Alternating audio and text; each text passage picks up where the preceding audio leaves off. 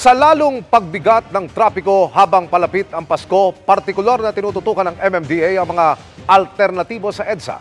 Pinagsisita ang mga nakahambalang at nakaparada, nakatutok si Chino Gaston.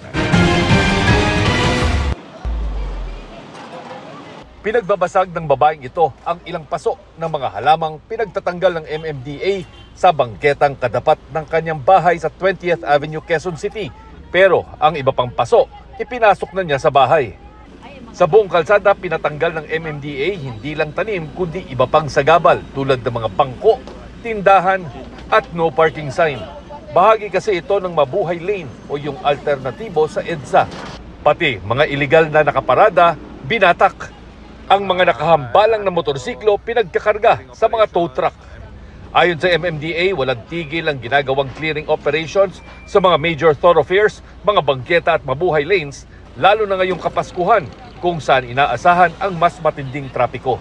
It doesn't mean na kakaunti na lang or maliit na lang po yung lakaran, haharangan na po natin ito. It does not give us the right to obstruct the sidewalk because for one, as I said, the sidewalk is for the pedestrian. Tinatayang 450,000 na mga sasakyan ang inaasang daraan sa mga lansangan ng Metro Manila ngayong Sabado at Linggo, huling weekend para sa Christmas shopping.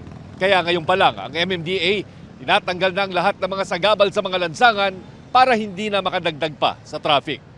Para sa GMA Integrated News, Chino Gaston, nakatutok, 24 oras.